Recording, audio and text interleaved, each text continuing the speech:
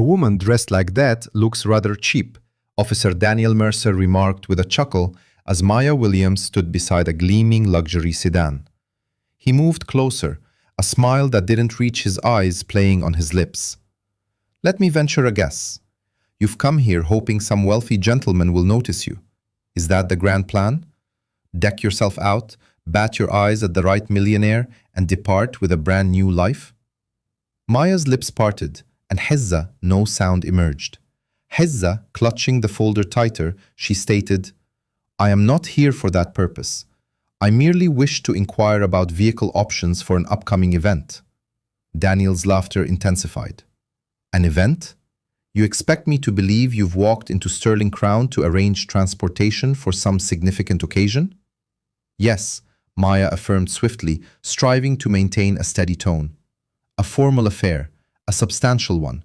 I require information concerning transportation, scheduling, and secure vehicles. I have an appointment booked for 3 o'clock under the name Williams.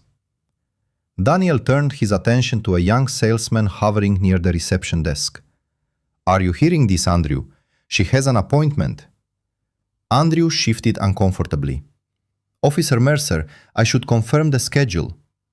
Daniel's gaze snapped toward him. Did I ask you to confirm anything? Andrew fell silent. Maya swallowed. Please, I wish to avoid any complications. I simply need to speak with someone regarding the vehicles.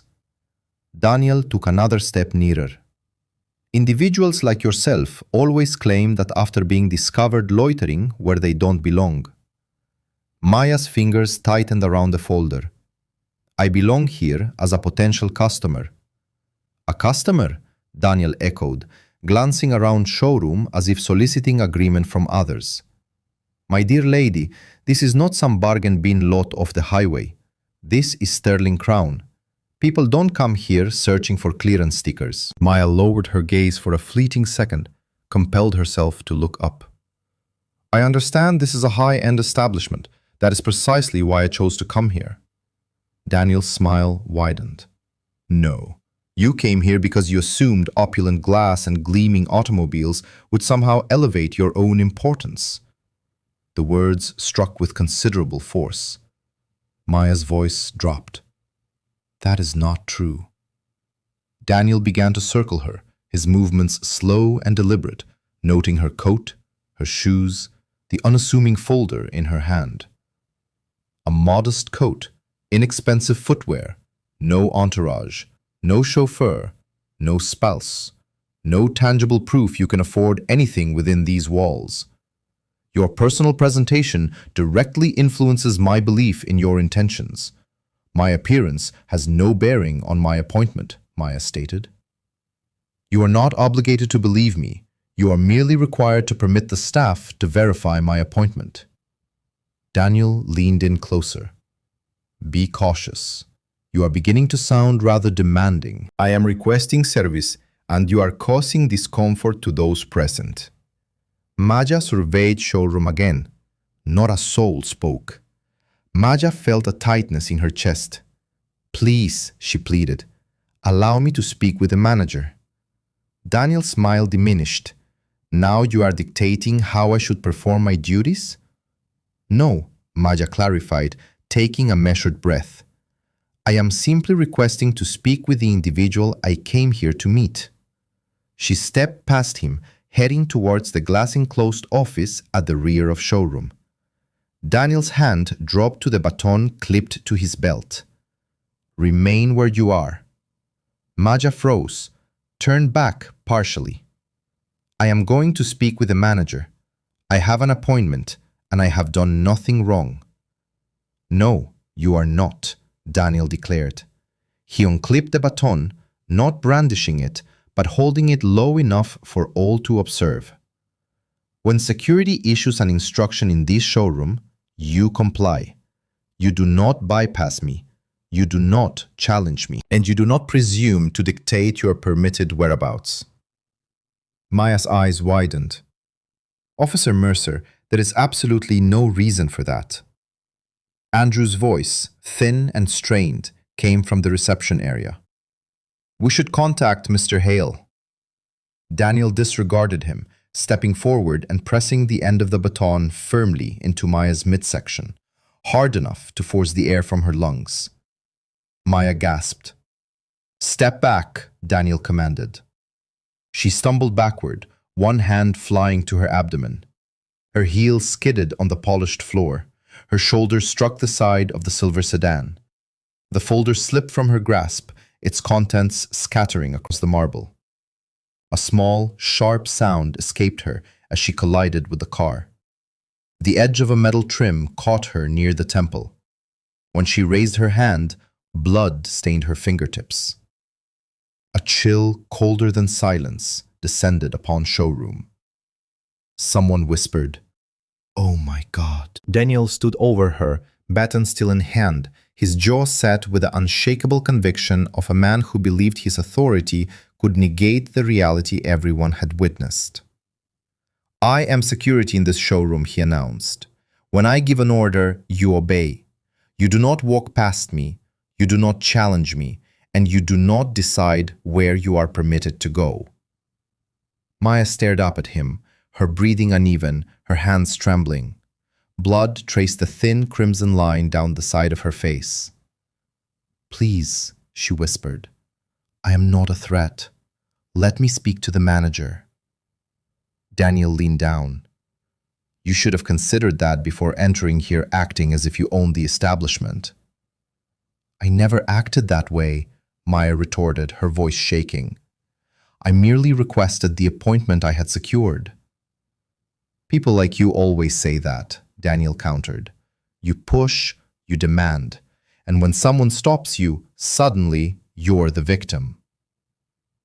Maya flinched at his words, more than from the physical pain. Andrew finally moved.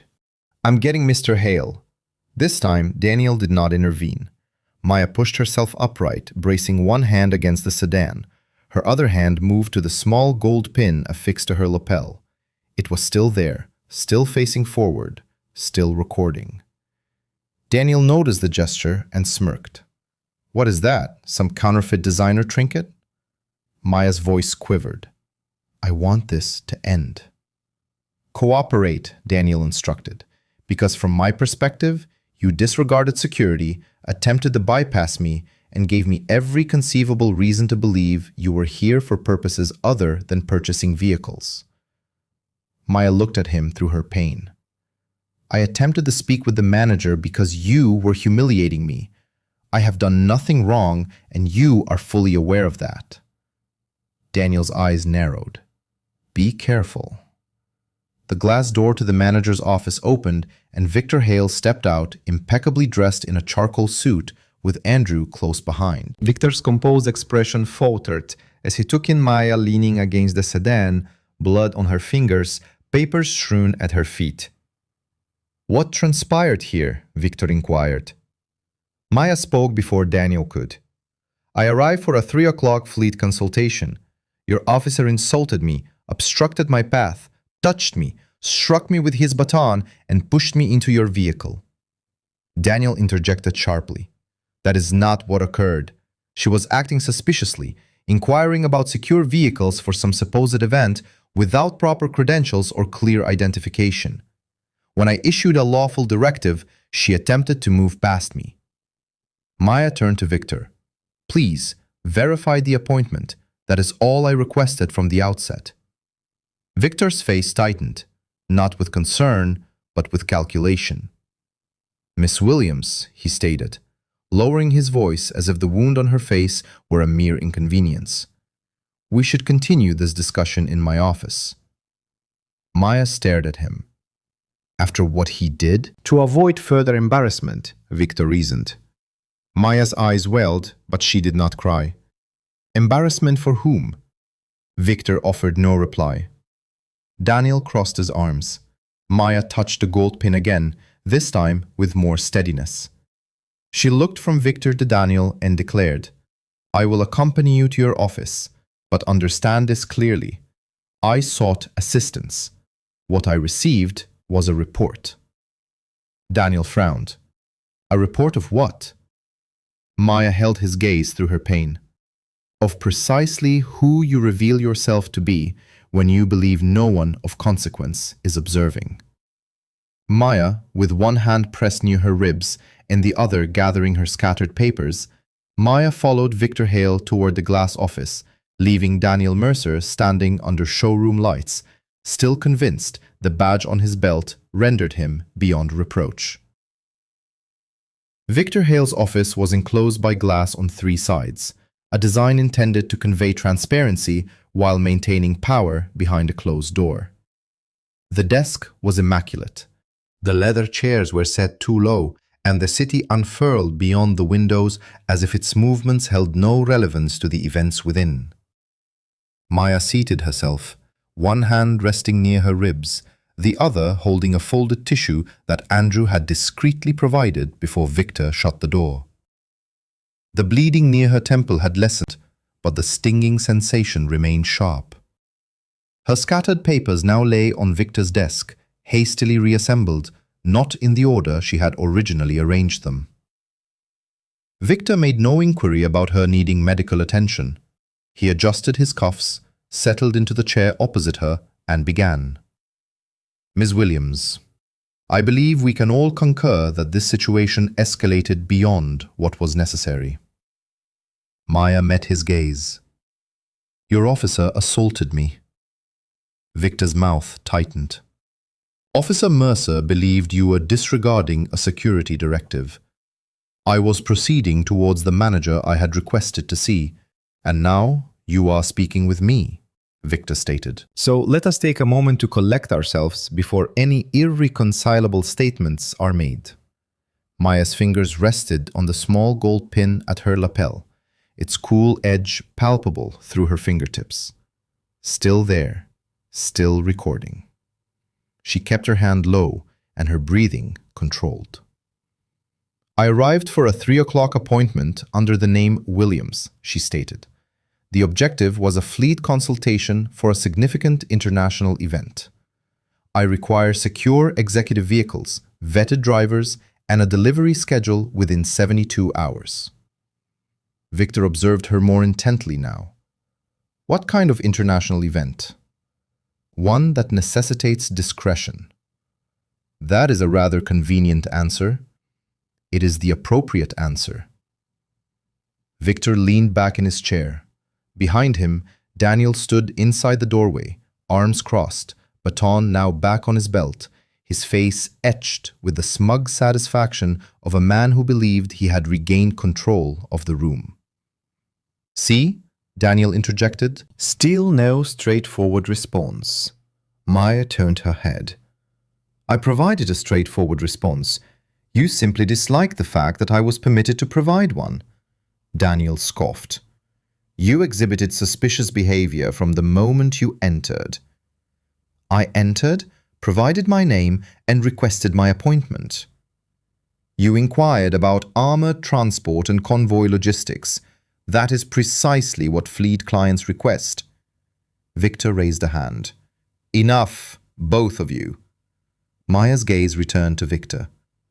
There is no both of you. I am the customer who sustained an injury within your establishment.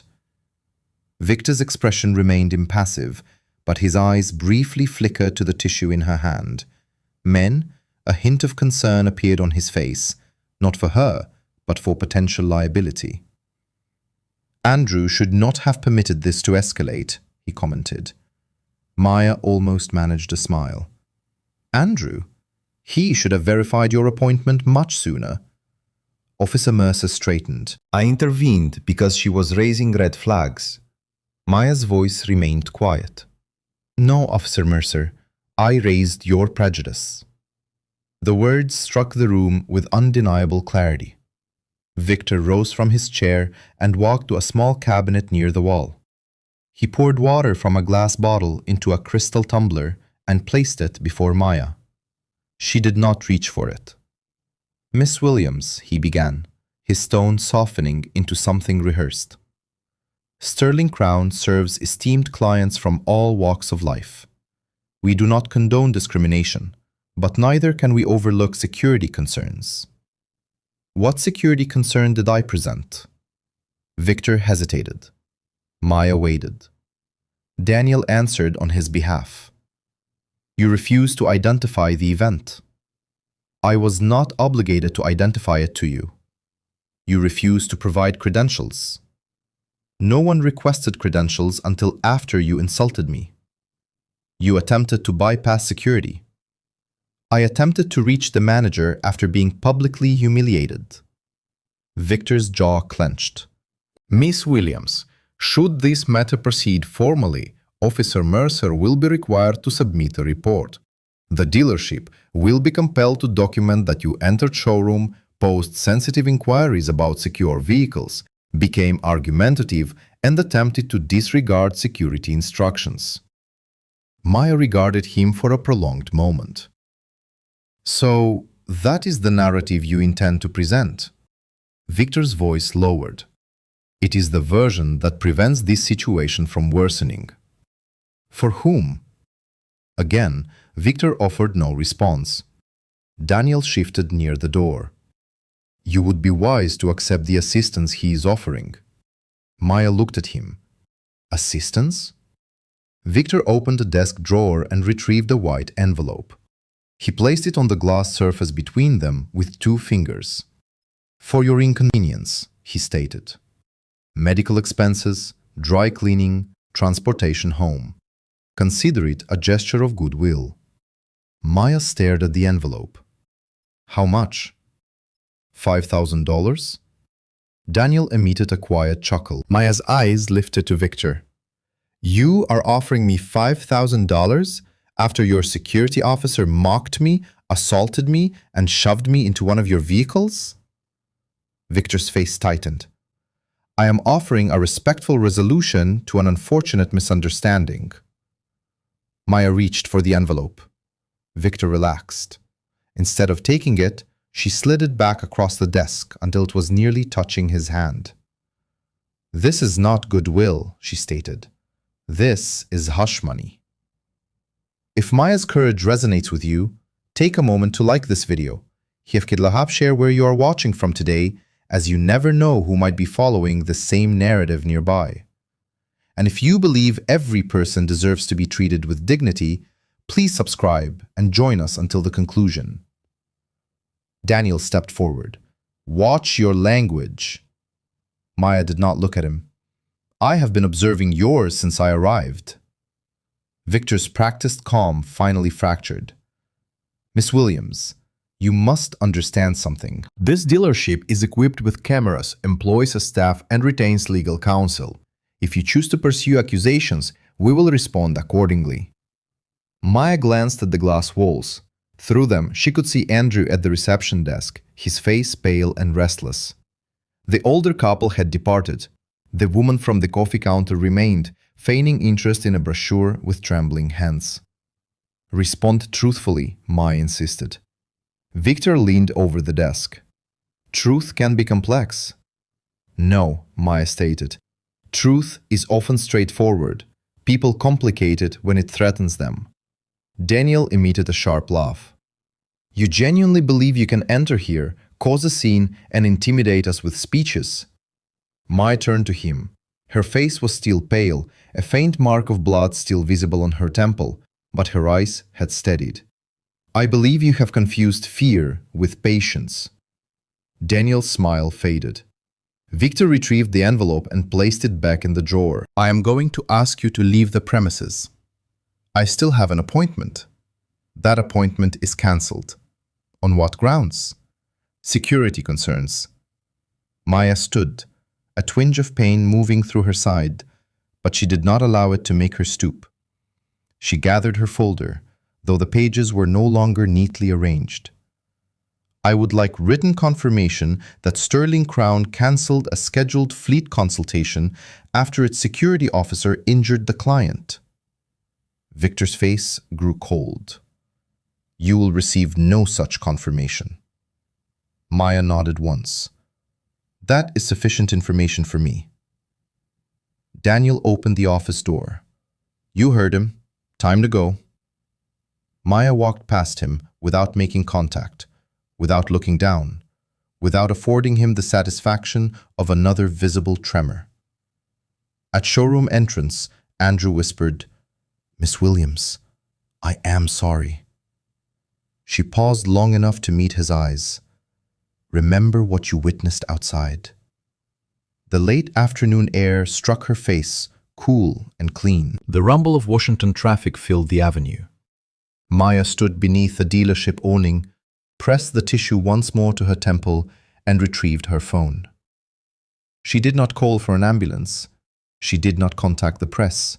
Not yet. She dialed Evelyn Brooks. When the older attorney answered, Maya simply said, "I require your assistance, and I need you to listen before this becomes their narrative." She looked back through the glass at Daniel Mercer, who was already speaking with Victor near the desk, already shaping the falsehood. Maya touched the gold pin on her lapel. This time, her hand did not shake. Evelyn Brooks did not ask Maya to repeat herself. She only inquired, "Where are you?" "Outside Sterling Crown," Maya replied, watching Daniel through showroom glass. "Downtown DC, near Massachusetts Avenue." "Are you bleeding?" "A little." "Are you safe?" Maya surveyed the polished doors, the security camera positioned above them, and Daniel Mercer standing inside with his arms crossed, like a man guarding a kingdom he had conjured for himself. "I am outside. That is safer than inside." Evelyn was silent for half a second. "Do not go home yet. Go to urgent care, get the injury documented, and do not wash off the blood until they have seen it. After that, come to my office." Maya closed her eyes briefly. "They are already constructing their version of events." "Of course they are," Evelyn affirmed. "Those who commit wrongdoing typically reach for paper before they reach for their conscience." Inside Showroom, Victor Hale had moved behind the reception desk. Andrew stood beside him, shoulders tense. Daniel was speaking rapidly now, his hand gesturing emphatically through the air, transforming what had occurred into something official. Maya could almost hear the words before he committed them to writing. "Suspicious, non-compliant, escalated, security response." "I have the pin," Maya stated. Evelyn's voice shifted. "Did it record?" "Yes." "Let them lie first." Maya opened her eyes. "That sounds dangerous." "No," Evelyn countered. "It sounds useful. A casually told lie can be denied. A lie told in writing becomes evidence." Maya remained under the awning for another moment, walked toward the curb. Her side ached with every step, but she maintained an even pace. A black SUV passed, followed by a taxi and a delivery truck. Washington proceeded around her in its customary rhythm. Government buildings, lunch crowds, men in overcoats, women with briefcases, tourists consulting maps. None of them realized that a woman bleeding beneath a dealership awning had become the genesis of a case that would extend far beyond their immediate expectations. At the urgent care facility, the nurse was a woman in her late 50s, wearing reading glasses on a chain and possessing the steady demeanor of someone who had encountered numerous individuals attempting to downplay their pain. She examined Maya's temple, noted the way Maya held her ribs. "Who inflicted this?" Maya hesitated. The nurse did not blink. "I have been doing this long enough to recognize when someone is choosing their words." A security officer at a showroom struck me with a baton and pushed me into a vehicle. The nurse's expression hardened, but her touch remained gentle. "We shall document it precisely." She cleaned the wound, photographed the bruising that was beginning to appear near Maya's midsection, and recorded the details without any unnecessary drama. Maya answered each question plainly, without embellishment and without trembling by. She had moved beyond fear into the colder realm where facts resided. By the time she arrived at Evelyn's office, the sun had begun its descent behind the buildings. The office occupied the third floor of an old brick structure, its door marked with brass numbers and its hallway lined with framed newspaper clippings. Within, the air smelled of coffee, leather chairs, and paper that had weathered more than one generation of legal minds. Evelyn Brooks rose as Maya entered. She was in her late 50s, her silver hair cut below the chin, clad in a dark suit, her eyes conveying no-nonsense authority. She did not rush forward with pity, she simply pulled out a chair. "Sit down before pride exacerbates your rib injury." Maya complied. Evelyn placed a mug of black coffee on the desk, reconsidered, and brought water instead. "Begin at the start, Maya." Maya recounted everything. Daniel's initial words, the comments about her attire, the accusation that she sought a wealthy benefactor, the baton, the fall, Victor's office, the envelope, the veiled threat. Her voice remained steady until she described Andrew's quiet apology. It was that her throat tightened. Evelyn observed this but did not interrupt. Maya looked at the glass of water. He witnessed it. Everyone witnessed it. But they all waited for me to carry the burden of truth alone. Evelyn settled back in her chair. That is how establishments protect powerful men. They compel the victim to take the initial honest step by themselves. Maya removed the gold pin from her lapel and placed it on the desk. It appeared innocuous there, small, elegant, almost antique. Evelyn did not touch it. Is this government issued? Yes, for sensitive vendor meetings pertaining to diplomatic logistics. It records when activated. I engaged it before entering because the meeting involved transportation for an international delegation. Good. Good? Maya inquired. Good that you followed protocol. Good that you were cautious. Good that Daniel Mercer is about to discover the difference between a woman who is apprehensive and a woman who is prepared.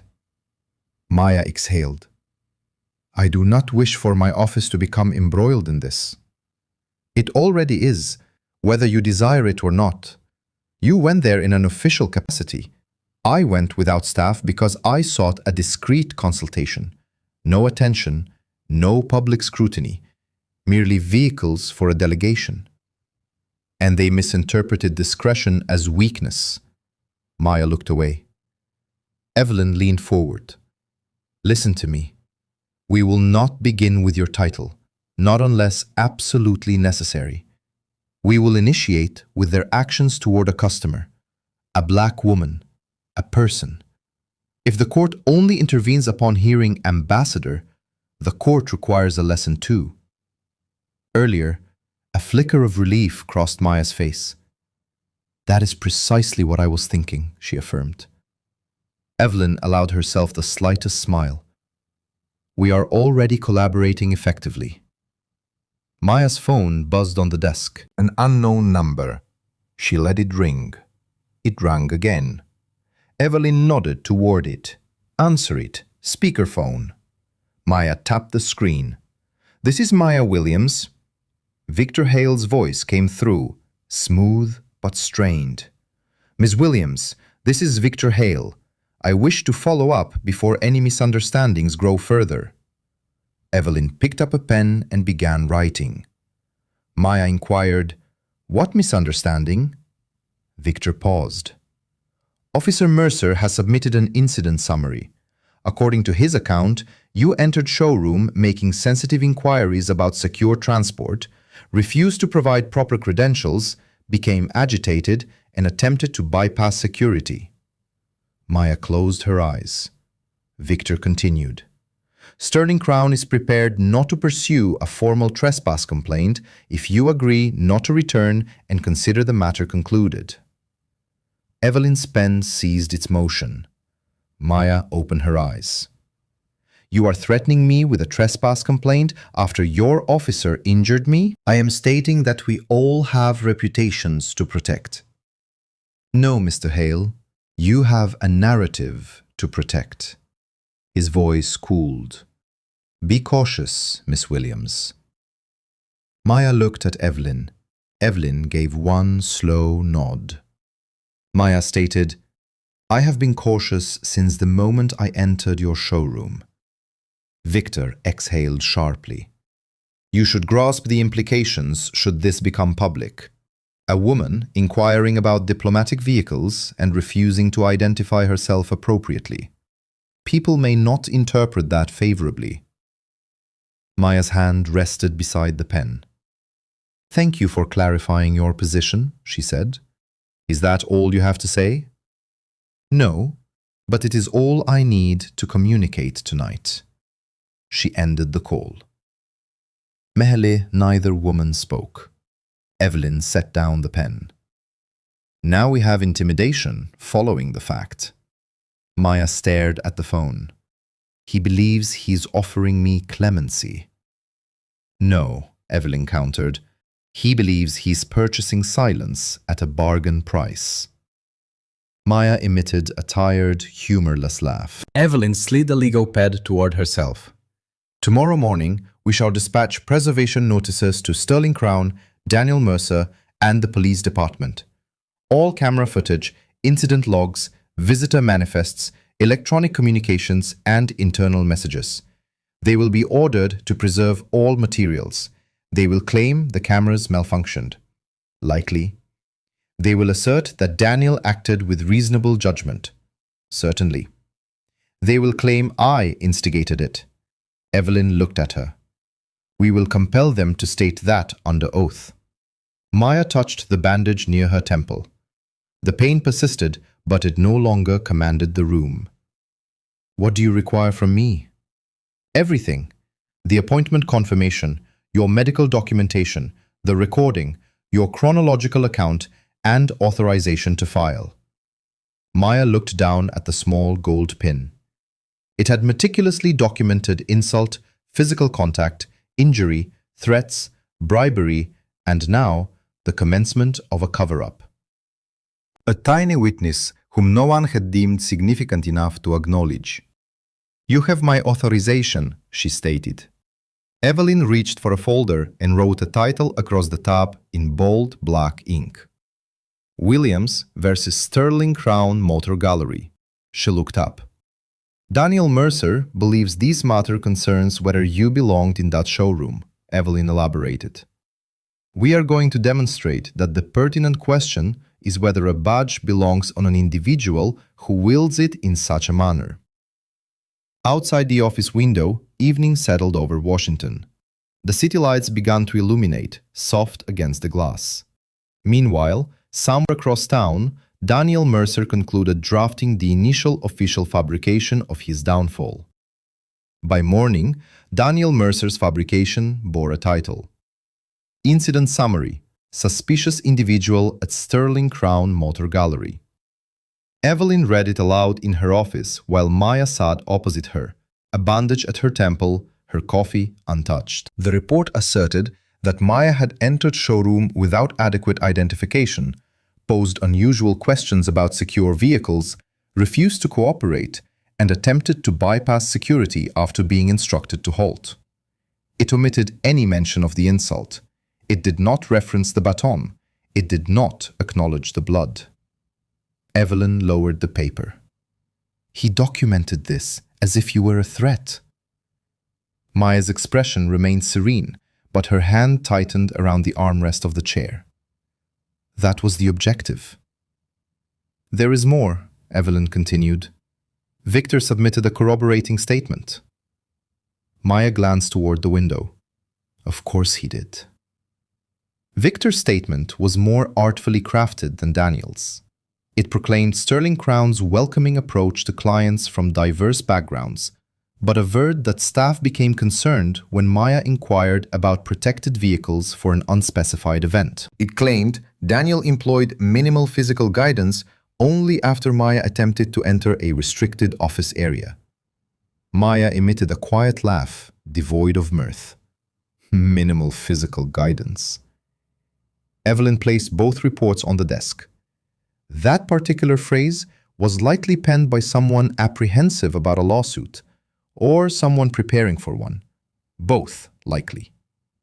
Before noon, Evelyn dispatched preservation notices to Sterling Crown, Daniel Mercer, and the police department. She demanded all security footage, visitor logs, employee communications, appointment records, and internal reports from the day Maya entered Showroom. The notices were formal, precise, and devoid of sentiment. They carried the weight of a door being firmly closed before anyone could clandestinely slip through with a box of evidence. Sterling Crown responded 3 hours later through their legal counsel. The main showroom surveillance cameras, they claimed, had experienced a technical malfunction. Evelyn read the email twice, looked at Maya. There it is. Maya did not appear surprised. Convenient. Far too convenient. That evening, within the confines of Sterling Crown, Victor Hale stood in the records office with Daniel Mercer and Grace Hollis, Showroom's administrative manager. Grace, in her late 40s, was meticulous, reserved, and known for her capacity to recall details that others prefer to overlook. She managed invoices, vehicle histories, title packets, and the sort of documentation that typically tested the patience of affluent individuals until that documentation served to protect them. Victor handed her a folder. Retrieve everything pertaining to Williams. Appointment request, intake notes, lobby log. Keep it strictly internal. Grace accepted the folder. Legal already requested preservation. Victor's eyes sharpened. I stated keep it internal. That signifies nothing leaves this office without my explicit approval. Daniel stood near the doorway, arms crossed. And refrain from any improvisations, Grace. She entered seeking trouble. We are not providing her with any concessions. Grace regarded him, the faint scrape mark still visible on the silver sedan through showroom glass. The cleaning crew had erased the bloodstain before opening that morning. She inquired, was she attended to by medical staff? Victor's voice chilled. That is not your concern. Daniel directed a stern look at her. Your concern is executing your duties. Grace nodded, but a subtle shift occurred in her expression. After they departed, she remained late. Showroom gradually emptied. The final customer departed at 6:30. Andrew studiously avoided everyone's gaze. Victor retreated to his office, locking himself in. Daniel paced showroom floor like a sentinel, guarding a crime scene from the truth. Grace sat at her computer and accessed the appointment system. Maya Williams had been listed with unambiguous clarity. 3 o'clock, fleet consultation, secure executive transport, international delegation support. No advisory flag, no stipulation regarding credentials required prior to the meeting, no notation that prerequisite documentation was necessary before consultation. Grace stared at the screen. She opened the camera dashboard. The primary showroom feed displayed a system error for precisely 47 minutes coinciding with Maya's appointment. Every other camera feed in the building functioned flawlessly.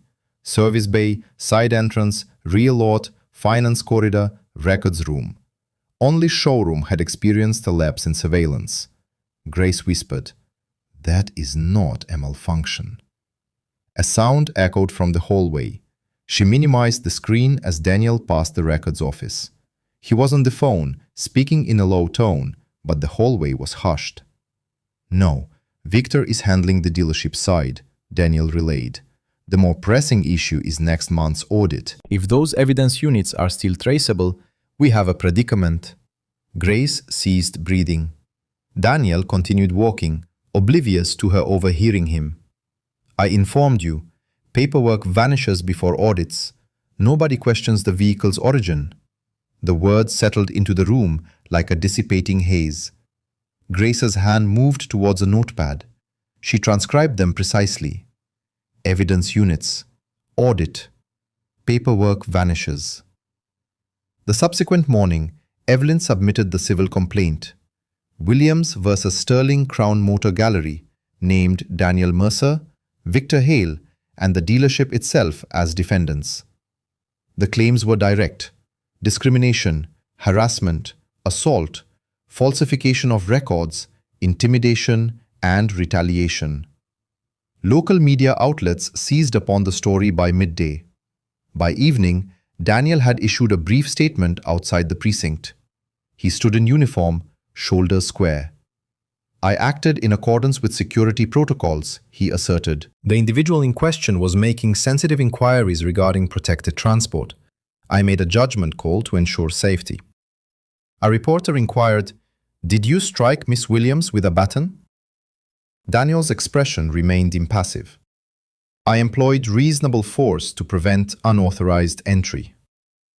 Across town, Maya observed the segment in Evelyn's office. Evelyn turned it off before the replay commenced.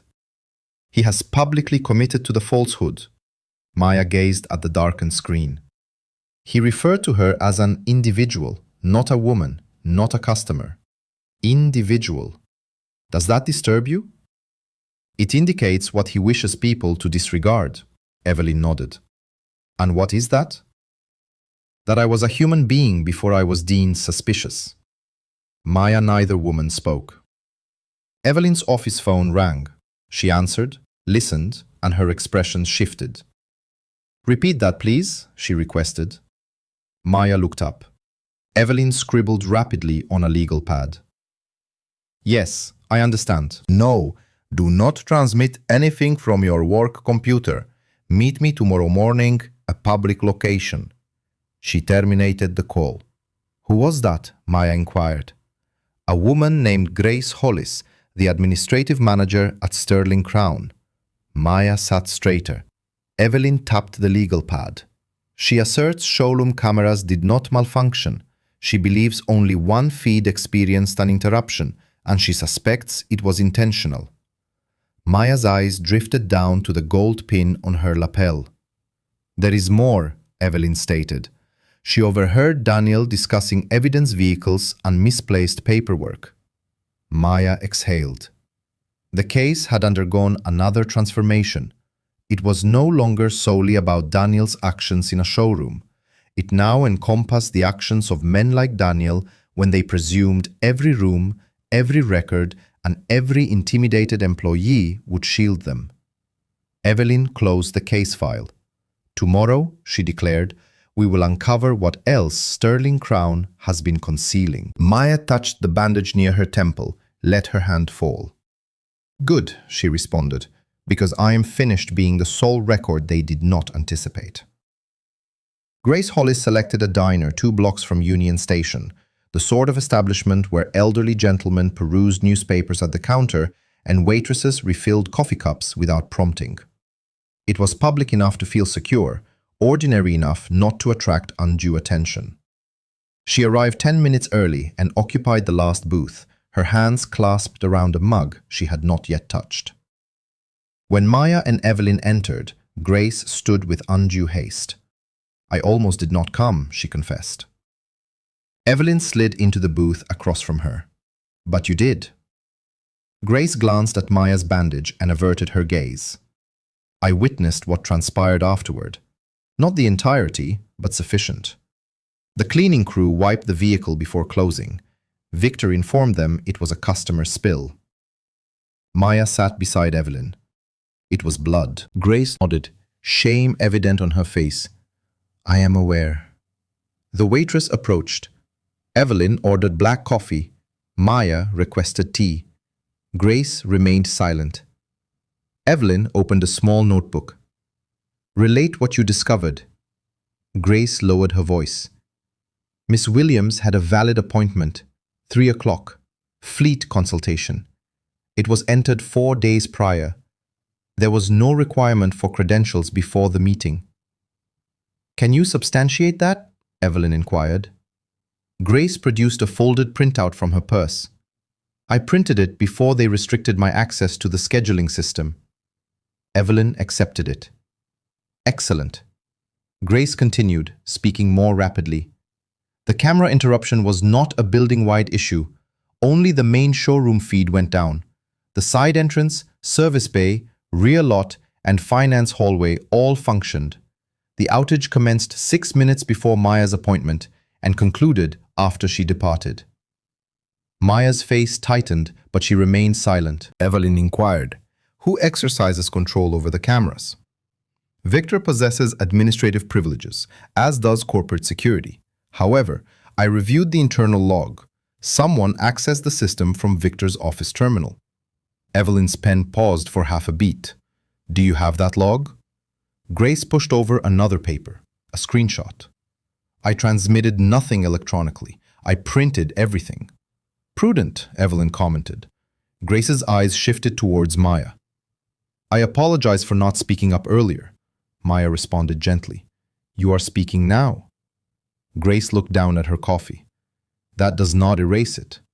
No, Maya affirmed, but it alters what transpires next. Grace swallowed. There is something else. Evelyn waited. Grace reached into her purse again. This time, her hand trembled. She withdrew a thin stack of vehicle inventory sheets. I manage title packets. Over the past year, I noticed vehicles arriving with peculiar discrepancies. High-end vehicles, SUVs, sedans, occasionally sports cars. The paperwork indicated repossession, estate transfer, or private trade. However, the VIN histories did not align. Maya leaned forward. What did they align with? Grace's voice dropped. Evidence holds. Police seizure records. Some vehicles were linked to criminal cases. Хотя somehow they were removed from the standard chain of custody and appeared in Sterling Crown's private inventory. Evelyn's expression hardened. And Daniel Mercer? He contacted Victor after business hours. Sometimes he entered through the rear lot. I overheard enough to ascertain he was providing Victor with information about vehicles prior to audits. He stated the same thing I conveyed to you via telephone. If the paperwork vanished before the audit, no one would question the vehicle's origin. The waitress returned with coffee and tea. No one spoke until she departed. Maya wrapped both hands around the warm cup. Why come forward now? Grace looked at her for an extended period. Because when Daniel harmed you, Victor did not appear surprised.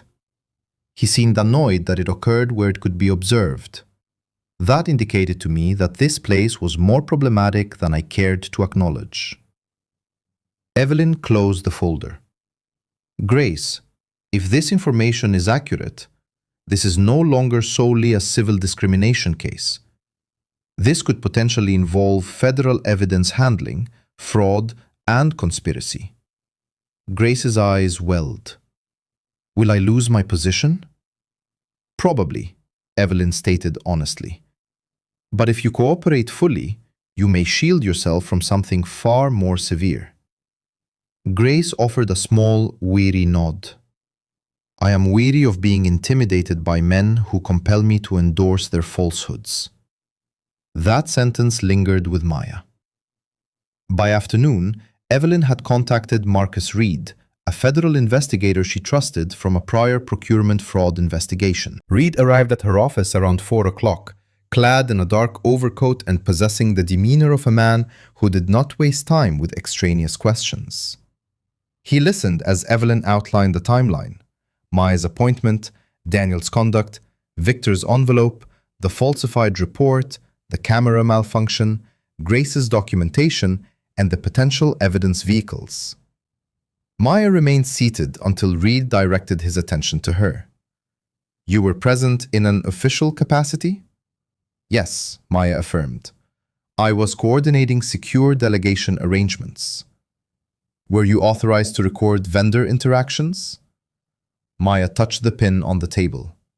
Yes. The meeting involved sensitive logistical planning for movement. The recording device was activated according to protocol. Reed examined the pin, but did not pick it up. We shall immediately establish chain of custody. Evelyn nodded. That is precisely why I contacted you before proceeding further. Reed perused the inventory sheets. If these VINs correspond to vehicles held as evidence, Sterling Crown faces significant trouble. If a sworn officer assisted in their transfer, Mercer faces an even greater predicament. Maya inquired, what are the subsequent steps? We will verify discreetly, Reed stated. No public announcements, no advance warnings. If they persist in believing this is solely about one afternoon in a showroom, let them continue to harbor that misconception. Evelyn glanced at Maya. Daniel is scheduled to provide a sworn deposition next week. Reed's eyes sharpened. Excellent. Let him speak. That evening, Daniel Mercer participated in a local radio program, reiterating his account with an increased measure of confidence. He asserted that Maya had behaved suspiciously. He maintained she had disregarded explicit instructions. He claimed he had employed the minimal force necessary. He added, "Some individuals enter high-end establishments already predisposed to confrontation. They seek financial gain. They desire attention. I will not apologize for fulfilling my duty." Maya heard the audio clip in Evelyn's office. She exhibited no reaction until the host posed the question of whether Daniel had any regrets. Daniel emitted a soft laugh. "I regret that individuals no longer demonstrate respect for security personnel." Evelyn deactivated the audio. Maya gazed at the darkened window, the city's reflection fragmented before her. "He still believes this is about his personal honor." "It is," Evelyn affirmed, "not in the manner he anticipates." The following morning, Marcus Reed contacted them with a concise update. Federal agents have confirmed a third vehicle linked to a sealed evidence hold. The paper trail leads through Sterling Crown, through a shell corporation in Virginia. Daniel's name does not appear directly at this juncture, but his phone number is listed in contact notes associated with 2 transfers. Evelyn listened, expressed her gratitude, and concluded the call. Maya looked at the window. "How much longer do we wait?" "Until Daniel is under oath. And if he perjures himself?" Evelyn's expression was serene. "The truth will have a formal venue to be established." Outside, Washington was veiled by a somber sky. Within, the case had evolved into a clandestine tempest. Daniel possessed the cameras. Victor commanded the legal team. Sterling Crown offered polished statements and meticulously edited files. Maya possessed a bandage, a witness, a printed document, a fearful salesman, a federal investigator, and a small gold pin that had not forgotten a single word. Since she had entered Showroom, she allowed herself to believe that the room might not have the ultimate authority. Evelyn Brooks termed Chapter 7 of this case the quiet work. No cameras, no public pronouncements, no raised voices, merely documents, testimonies, timelines, and the patient tightening of a net that Daniel Mercer remained oblivious to. Andrea arrived at Evelyn's office on a Thursday afternoon, attired in a wrinkled dress shirt and bearing the countenance of a man who had not slept well. He sat near the edge of the chair, his hands clasped so tightly that his knuckles had turned pale. "I should have verified the appointment," he stated before Evelyn posed a question. Maya sat opposite him, her demeanor calm but not cold. "You attempted to. I desisted when he instructed me to." Andrea looked down. "That is not precisely the same thing." Evelyn placed a recorder on the desk. "Andrew, I need you to speak plainly. What did you witness?" He swallowed. Officer Mercer mocked her from the moment she entered. He remarked that she appeared cheap. He made comments about wealthy men and discount establishments. Miss Williams persistently requested her appointment. She seemed apprehensive, but she was not aggressive. She attempted to speak with Mr. Hale, and Mercer utilized his baton to push her back. Did she threaten anyone? No. Did she attempt to access a restricted area? No. She was proceeding toward the manager's office because she had sought assistance. Maya's eyes lowered briefly. Andrew continued. After she departed, Mr. Hale instructed us on the official narrative. Security had prevented a suspicious individual from accessing sensitive fleet information. He indicated that anyone who recalled it differently should consider whether Sterling Crown remained an appropriate place of employment for them. Evelyn meticulously documented that statement. Did you preserve any messages? Andrew produced his phone. A group text. Victor advised staff not to discuss the incident and stated that all media inquiries must be routed through corporate. Daniel texted me privately. He handed over the phone. Evelyn read the message aloud.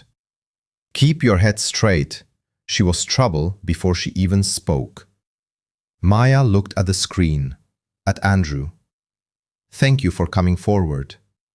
His eyes filled with shame. I apologize for waiting.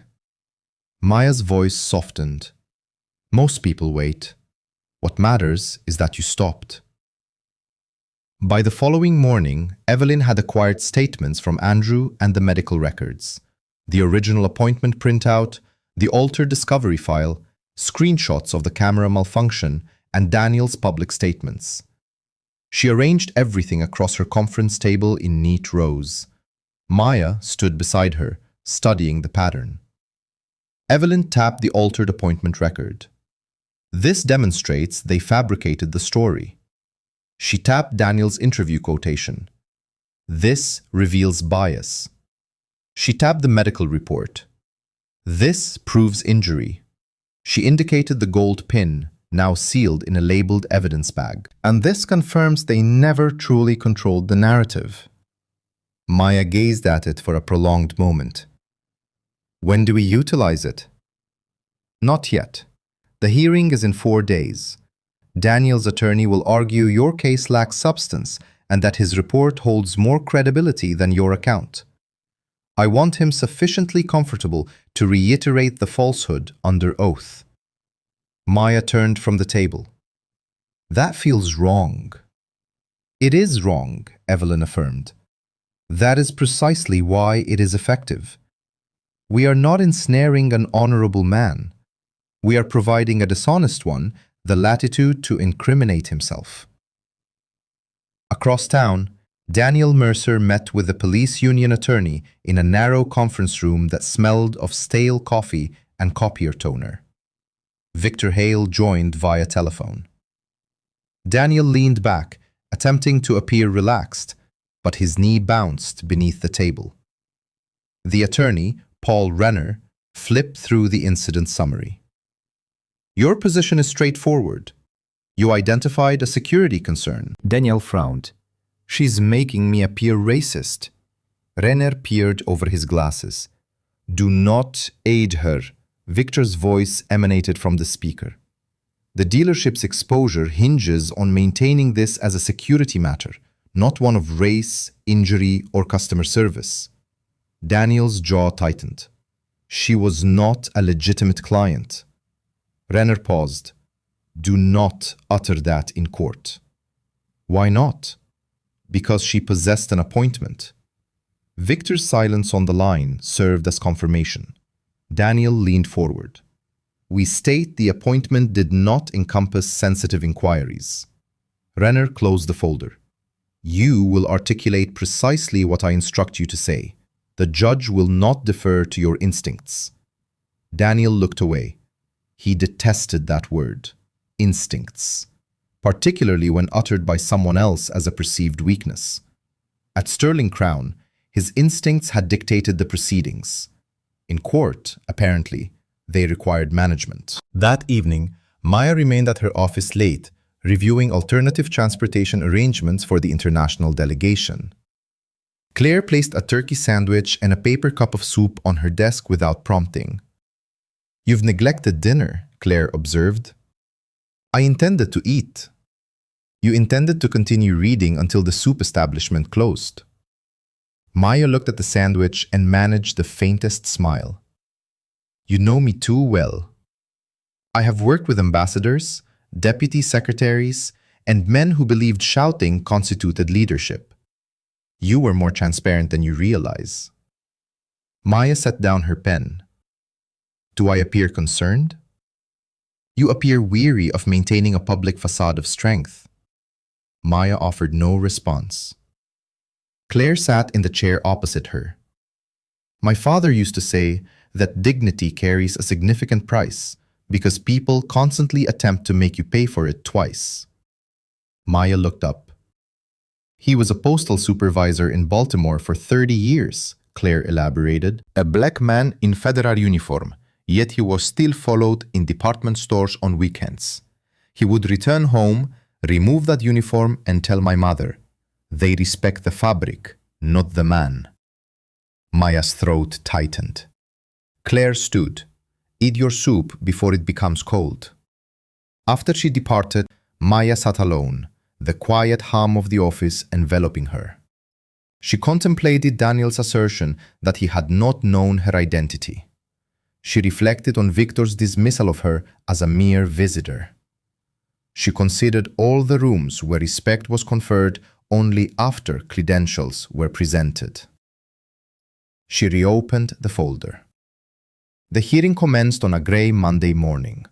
The U.S. District Courthouse stood impositorially against the sky, its stone steps damp from the early rain.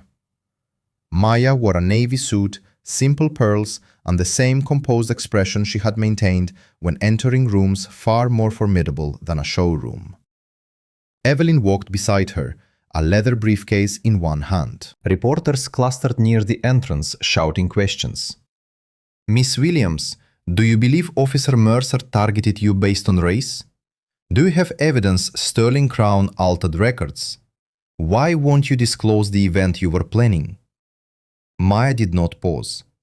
Inside, court carried the scent of polished wood and aged paper. Judge Eleanor Whitaker took the bench precisely at 9 o'clock. Daniel sat at the defense table in uniform, his gaze fixed forward. Victor sat behind him in a tailored suit, his face pale beneath court lights. Evelyn leaned toward Maya. Let them present their case first. Daniel's attorney rose and articulated the same polished argument that the public had already heard. Suspicious inquiries, sensitive transport, a well-trained officer, reasonable force, and misunderstanding amplified into accusation. Daniel was called. He placed his hand on the Bible, swore to speak the truth, and sat with the unshakable confidence of a man who believed truth was whatever persisted on paper. Renner inquired, Officer Mercer, why did you approach Miss Williams? Daniel responded clearly. Her behavior was unusual. She posed detailed questions about secure vehicles, convoy timing, and protected transport without identifying herself. I perceived her as a potential security risk. And did she comply with your instructions? No. She became argumentative and attempted to move past me toward a restricted office area. Did you employ excessive force? No. I utilized minimal force to prevent unauthorized movement. Evelyn remained immobile. Maya felt a surge of old anger, but she kept her hands clasped. Renner continued. Did you make any remark concerning Miss Williams' race? Daniel glanced toward the judge, back at his attorney.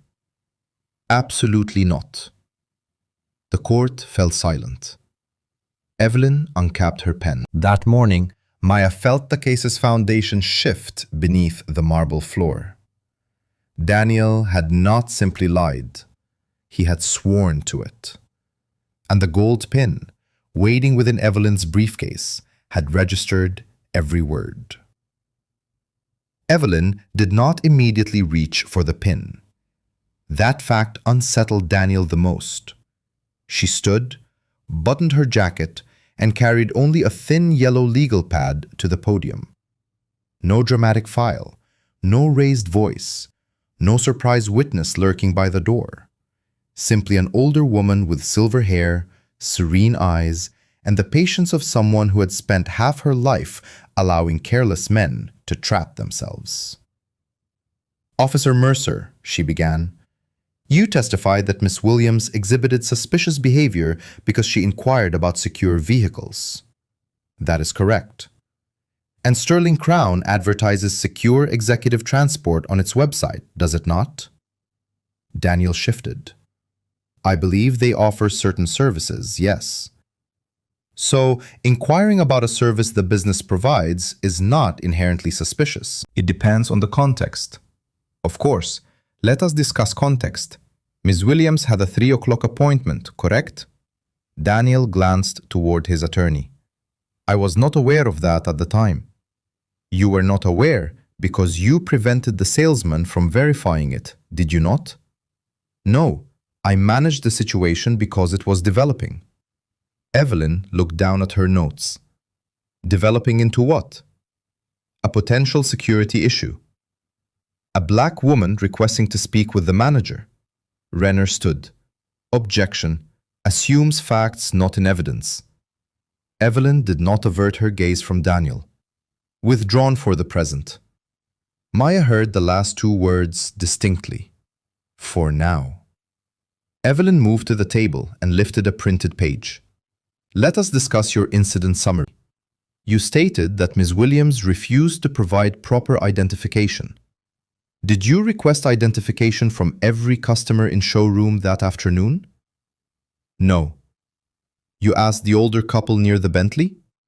No. The gentleman examining the Maybach? No. The woman at the coffee counter? No. But you did ask Ms. Williams. She was inquiring about protected transport after stating she had an appointment. Daniel leaned toward the microphone. Anyone can claim to have an appointment, and anyone can verify it, Evelyn responded. Andrew offered to verify it, did he not? Daniel's eyes flickered towards Andrew, who sat near the back of court with his hands tightly clasped. I do not recall. Evelyn picked up another page. Andrew Lee has provided a sworn statement indicating you instructed him otherwise. Did I ask you when he offered to check the schedule? Daniel swallowed. That sounds taken out of context. Everything sounds that way when context becomes inconvenient. Renner rose halfway, but the judge raised one hand before he could speak. Proceed, Ms. Brooks. Yes, Your Honor. Evelyn turned another page. You also testified that you used minimal force. Is that correct? Yes. I employed my equipment to establish distance. To establish distance from a woman who was walking toward a manager? To prevent unauthorized movement. Evelyn looked at him. Officer Mercer, did you ever apologize to Miss Williams? Daniel frowned. For performing my duty? No. There it was. Not anger, not regret, not even caution. The same unyielding certainty from showroom, polished for court, but unchanged at its core. Maya felt Evelyn acknowledge it as well. Evelyn returned to her table and retrieved Sterling Crown's discovery response. Your Honor, at this juncture, I wish to address the missing showroom footage.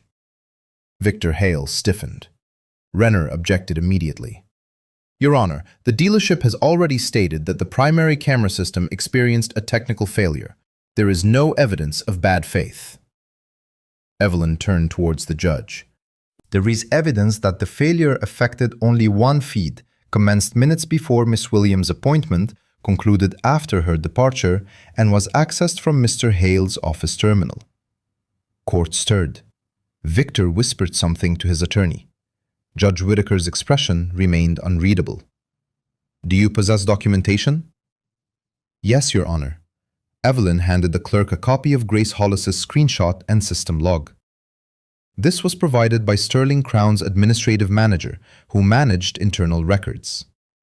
Daniel looked toward Victor. Victor did not look at him. Judge Whitaker reviewed the document. Mr. Renner, is your client prepared to elucidate why the sole unavailable camera feed is the one that would have documented the incident? Renner stood rigidly. Officer Mercer does not control dealership cameras, Your Honor.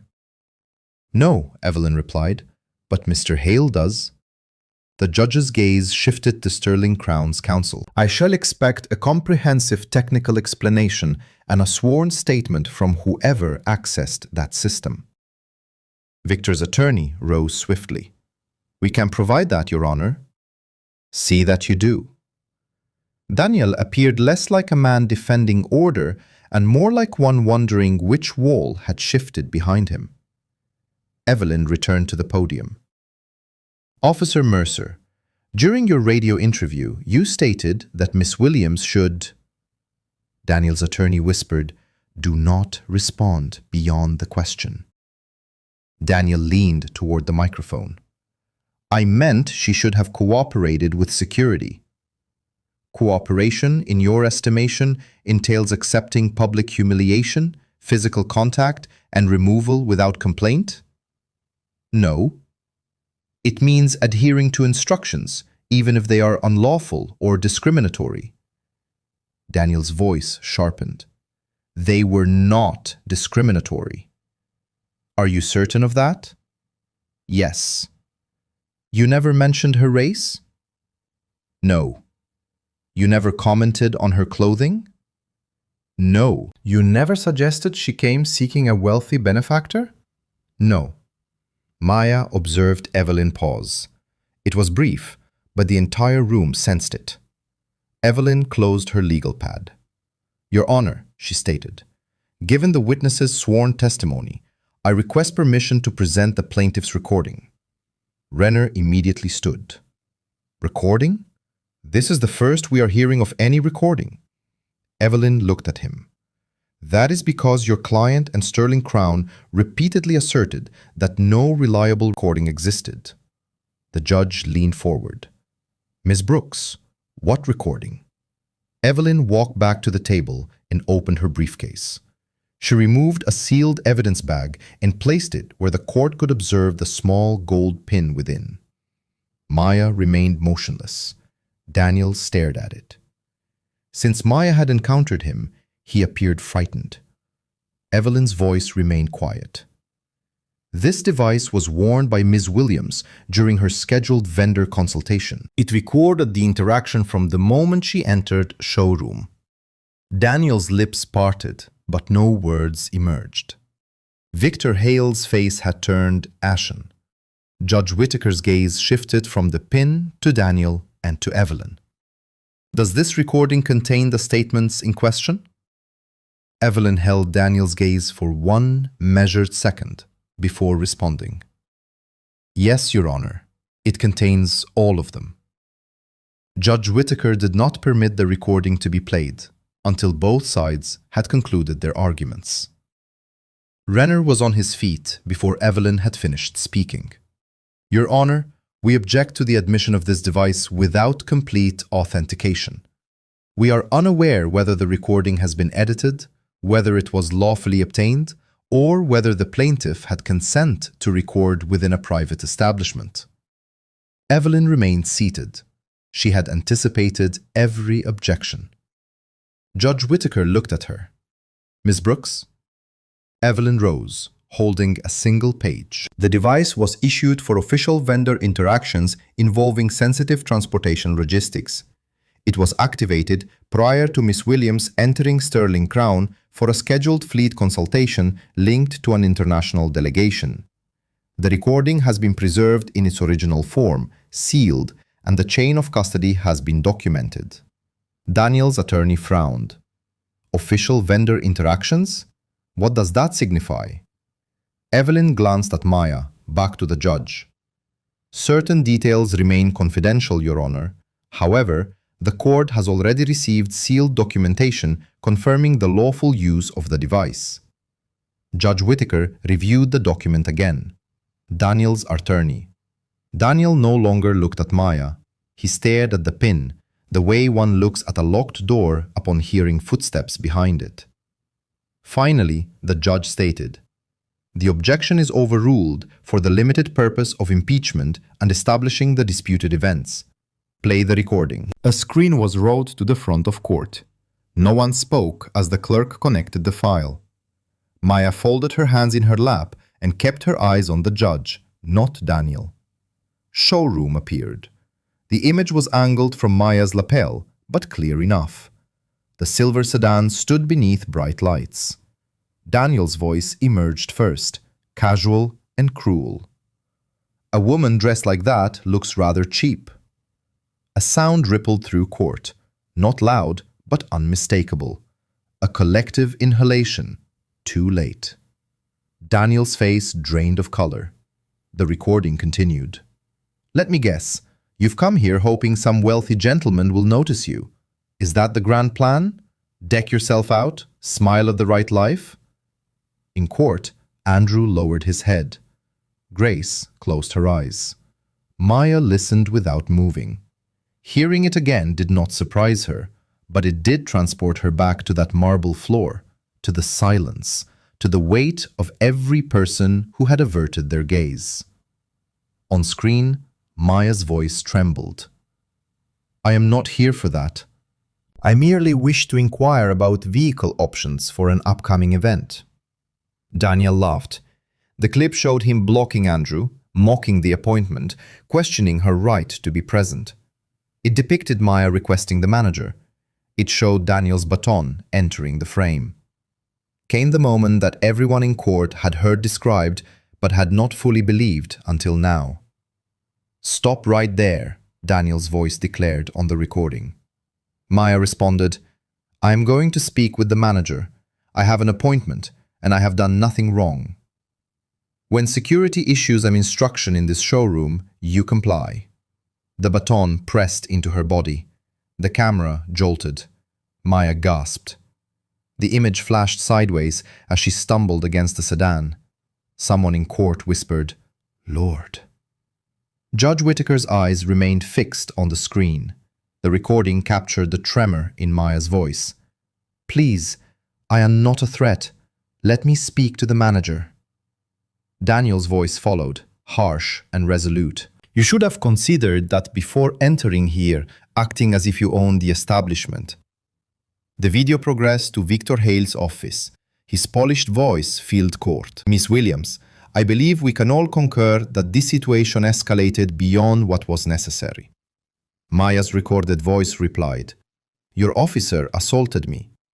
Victor did not deny it. He deflected. He minimized. He placed the envelope on the desk. "For your inconvenience," he stated. "Medical expenses, dry cleaning, a gesture of goodwill." Maya's voice was quiet. "This is not goodwill. This is hush money."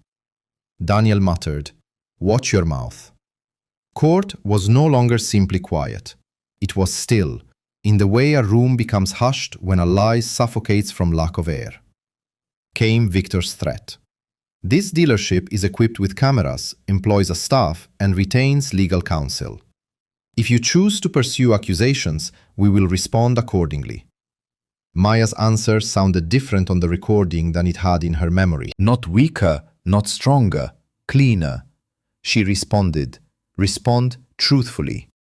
The clip concluded. No one moved. Judge Whittaker turned toward Daniel. "Officer Mercer, you testified under oath that you made no comments regarding Miss Williams' race, clothing, or supposed motives for entering showroom." Daniel opened his mouth. His attorney sharply touched his sleeve, warning him against speaking. The judge continued. "You also testified that you employed minimal force only after she became non-compliant. The recording appears to contradict those statements." Renner stood. "Your Honor, my client should be afforded an opportunity to review the complete recording with counsel before offering further comment." "You will have that opportunity," Judge Whittaker stated. "However, this court has heard sufficient evidence to question the credibility of the incident summary, the defendant's sworn testimony, and Sterling Crown's discovery submissions." Victor's attorney rose next, his face pale but composed. "Your Honor, the dealership was unaware of the recording." Judge Whittaker's gaze shifted to him. "The dealership was aware of its own camera system, its altered appointment entry, and its manager's presence during the recorded conversation. I would advise you to choose your subsequent statement with extreme care." He sat down. Evelyn rose. "Your Honor, we also request sanctions pertaining to the missing showroom footage and the altered appointment record." Judge Whittaker nodded. "File the motion. I will hear it promptly." Daniel stared at the table. The uniform that had projected an image of steadiness on television now appeared stiff and exposed, like a costume under lights too intense to be flattering. Maya finally looked at him. For 1 second, their eyes met. He looked away first. Court adjourned for 20 minutes. In the hallway, reporters surged forward, but Evelyn raised one hand and continued walking. Maya moved beside her, her steps slowed by the ache in her ribs, but her posture upright. Andrew caught up near the elevators. "Miss Williams," he said, his voice rough. "I apologize that you had to hear it again." Maya stopped. "As do I." He swallowed. "I should have spoken up earlier." "Yes," she stated, not cruelly. "You should have. But you spoke before it was too late. Do not squander that." Andrew's eyes filled. "I won't." Evelyn guided Maya into a small conference room reserved for counsel. Once the door closed, Maya sat down and released the breath she had been holding since the screen illuminated. Evelyn placed a hand on the back of a chair. "You maintained your composure." "I did not feel composed." "You do not need to feel it for it to be effective." Maya looked at the sealed evidence bag on the table. He lied so effortlessly. "Yes, and Victor assisted him." "Yes," Maya's voice lowered. "How many individuals have they subjected to this without a recording device present?" Evelyn did not answer immediately. "That is the question men like them fear the most." A knock sounded at the door. Marcus Reed stepped in, his expression controlled, but his eyes alert. "I observed from the rear," he stated. "The recording is clear. More importantly, the final segment contains audio you may not have discerned distinctly." Evelyn straightened. "The post office portion?" Reed nodded. Daniel and Victor continued their conversation after Ms. Williams departed. "There are remarks concerning vehicle paperwork and audits. My office has identified an additional VIN since this morning." Maya closed her eyes briefly. The day had already shattered Daniel's sworn falsehood. Now it was reaching beneath Showroom's polished floor. Evelyn looked Reed. "How soon?" Reed's response was measured. "Soon enough that Mercer should not attempt to leave town." Marcus Reed's words lingered in the room after he departed. "Soon enough that Mercer should not attempt to leave town." Maya sat beside Evelyn at the conference table, one hand wrapped around a paper cup of water she had not touched. The ambient noise of the courthouse murmured faintly beyond the door. Shoes on tile, hushed discussions among attorneys, the chime of elevators, reporters awaiting an unwary individual willing to speak on camera. Evelyn reviewed the notes Marcus had provided. The subsequent segment of the recording is critical. It elevates this beyond mere discrimination and assault into something far more significant. Maya looked towards the closed door. Daniel will attempt to suppress it. He already has. That is why we allowed the court to hear it. When the hearing resumed, Daniel appeared altered. Not defeated, but diminished. His uniform remained pressed, his badge still gleaming, yet his confidence seemed to be detaching from him like paint flaking from a wall. Judge Whitaker returned to the bench and addressed Daniel's attorney first. "Mr. Renner, I assume you have advised your client against making further statements without careful deliberation." Renner stood. "Yes, Your Honor. Given the recording, we request a recess until tomorrow." Evelyn rose. "Your Honor, prior to any recess, the plaintiff requests the court's permission to present the remaining pertinent audio. The recording did not cease when Miss Williams departed the office. It captured further conversation between Officer Mercer and Mr. Hale." Victor's attorney stood abruptly. "Objection. If Miss Williams had already exited the premises, any subsequent recording may fall outside the scope of consent and be irrelevant to this civil matter." Evelyn turned towards the judge. The same recording device remained lawfully activated during a vendor meeting pertaining to secure transportation procurement. The ongoing conversation addresses efforts to conceal misconduct and, based on a federal review already in progress, potential illicit vehicle transfers through the dealership. The room stirred. Daniel looked at Victor. Victor stared straight ahead. Judge Whitaker's gaze sharpened. "Federal review?" Marcus Reed stood from the back row. "Your Honor, Marcus Reed, federal investigator. I am present as an observer." My office is conducting an active inquiry concerning vehicle identification numbers linked to Sterling Crown Motor Gallery. Renner appeared irritated. This is the first the defense has been apprised of any federal inquiry. Judge Whitaker responded, "That may be because your client was preoccupied with denying the existence of a recording that appears to contradict his testimony." Renner sat down. The judge looked at Evelyn. "Play only the segment pertaining to concealment or alleged vehicle irregularities. Nothing further." The clerk restarted the file. Initially, there was rustling, the sound of Maya gathering papers, the office door closing. Victor's voice emerged, softer than before. "That was unnecessary, Daniel." Daniel responded, angry and breathless. She was being confrontational. She was bleeding on a $600,000 sedan. She should not have walked past me. Victor exhaled. "I am not concerned with your pride. I am concerned with exposure." A pause followed. Daniel's voice returned, quieter. "Handle the footage." "I have already disabled the primary feed," Victor stated, "but staff witnessed enough. Ensure the staff remembers who signs their checks." Maya stared at the screen without blinking. The audio continued. Victor stated, "We have a more significant issue than her." "The audit is next month," Daniel replied. "Those evidence vehicles?"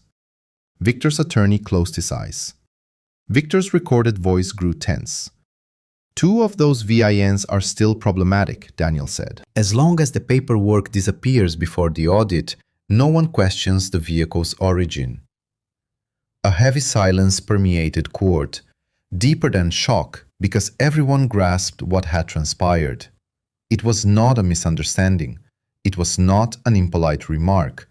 It was not an officer making a difficult security judgment. It was an opening beneath the polished floorboards. Judge Whitaker leaned back, her expression composed. "Seize the recording." The clerk stopped it. "Malien?" No one spoke. The judge turned to Victor's attorney. "Counsel, I strongly advise you to apprise your client of his rights before he makes any further statements in this courtroom." Victor's face had turned ashen. Daniel whispered something to Renner, but Renner shook his head sharply. Evelyn stood composed at the plaintiff's table. "Your Honor, this audio explains Sterling Crown's alteration of records, withholding of footage, and their attempt to characterize Miss Williams as a suspicious intruder rather than a scheduled client. They were not merely protecting Officer Mercer. They were safeguarding a larger scheme." Judge Whitaker looked towards Marcus Reed. "Mr. Reed, is your office prepared to take possession of the complete recording and related documents?" "Yes, Your Honor." "Proceed today." Renner stood again, but this time he seemed to be selecting words from a room engulfed in flames. "Your Honor, Officer Mercer has not been charged with any offense related to vehicle transfers. It would be prejudicial to associate him with unproven allegations in this civil proceeding." Judge Whitaker's voice was even. "Officer Mercer associated himself on the recording." Daniel's face flushed. Maya finally allowed herself to exhale. Not relief, not triumph, but something quieter. The strange sorrow that accompanies the realization that the truth is more devastating than anticipated, yet precisely as feared. The judge ordered a recess until the following morning. Outside court, the hallway erupted. Reporters shouted Daniel's name first, Victor's, Maya's. "Miss Williams, were you aware of the vehicle scheme before today? Did you lie under oath?" "Mr. Hale, did Sterling Crown sell evidence vehicles?" Daniel pushed forward, uttering nothing. Renner kept one hand on his elbow. Victor walked behind them, his gaze fixed on the floor. His expensive suit suddenly seemed inadequate to convey an image of importance. Maya and Evelyn remained near court doors until the throng dispersed. Marcus Reed approached with two agents. "We will require a formal copy of the recording," he stated.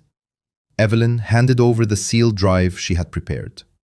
"Chain of custody is documented from the moment it was removed from the device." Reed nodded. "Excellent. We are currently executing warrants for Sterling Crown's records today. If Hale attempts to destroy anything, it will constitute an additional charge." Maya looked towards the elevators where Daniel had disappeared. "And Mercer?" Reed's response was measured. "We are monitoring him." Evelyn gently touched Maya's arm. "Let us escort you out of here." They exited through a side entrance into the grey afternoon. The air carried the scent of wet pavement and exhaust fumes.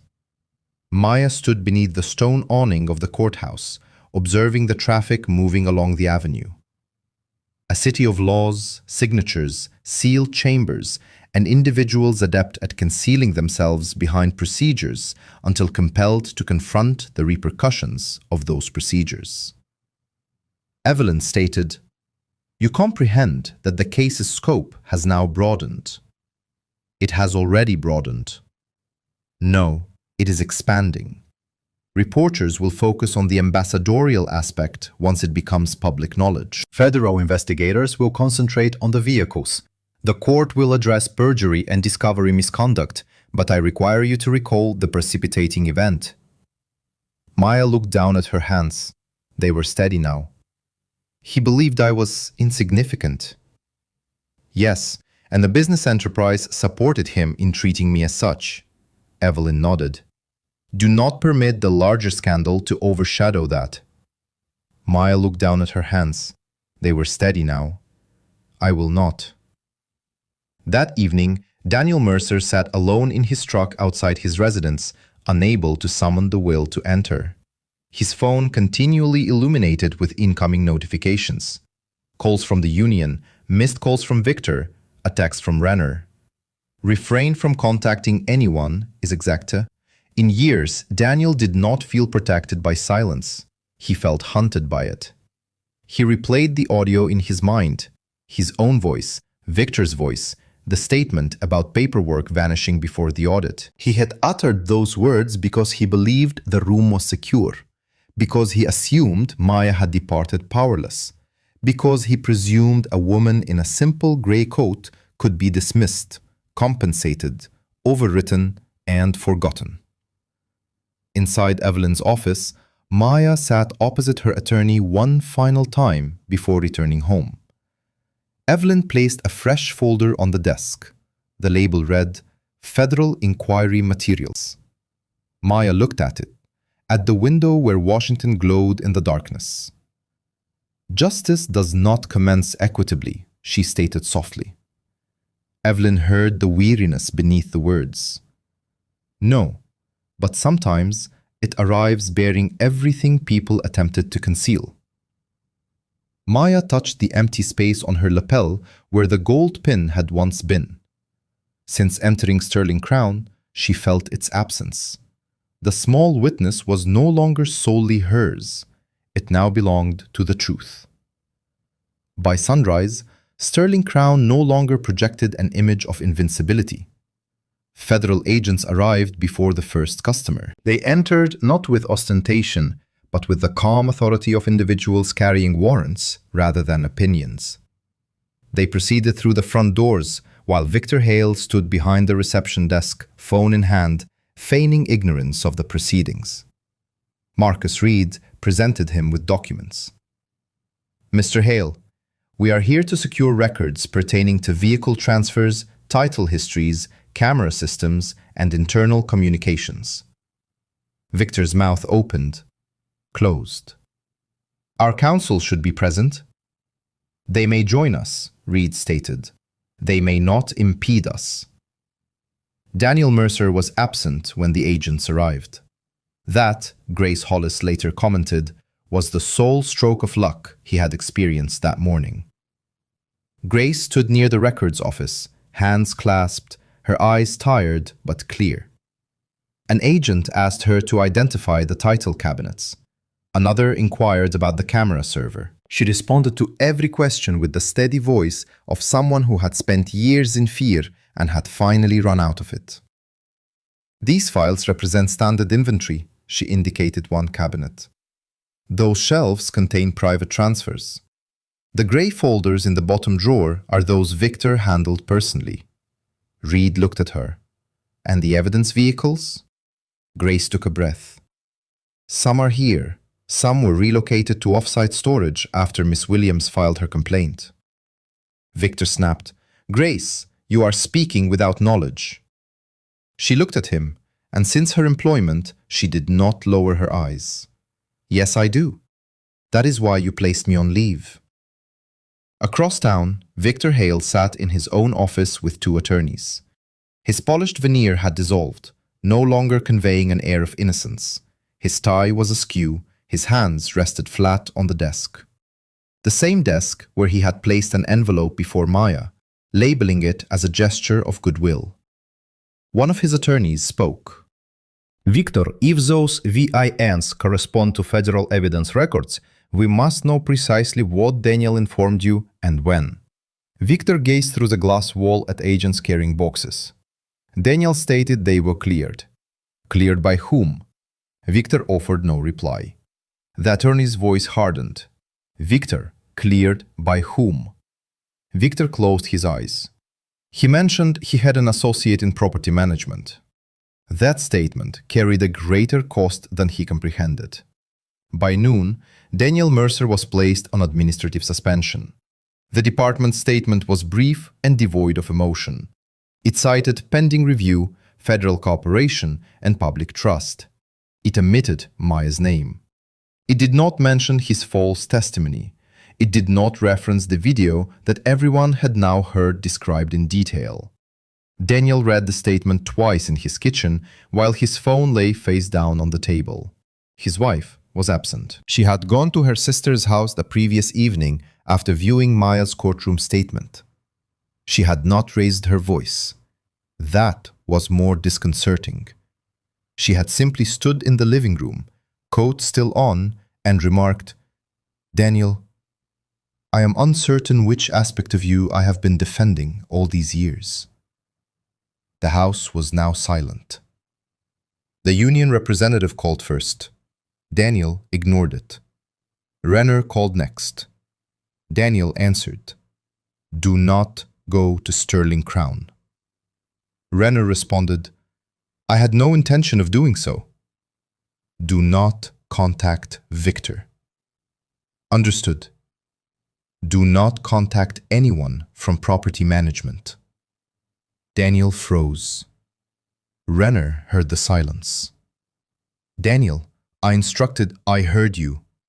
No, I require you to comprehend my directive. If you make even one call that suggests witness tampering, obstruction will become the easiest charge to prove. Daniel looked towards the dark television screen. They are portraying me as some kind of criminal. Renner's voice was weary. She's behaving like someone who believes telephones offer privacy. Daniel terminated the call without response. In Evelyn's office, Maya observed none of the news coverage.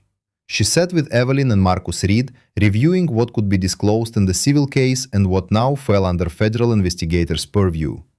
Marcus placed a folder on the desk. We have sufficient grounds to pursue warrants for Daniel's communications with Victor and at least one evidence technician. I cannot divulge all details, but the pattern is evident. Maya looked at the folder, at him. And my case?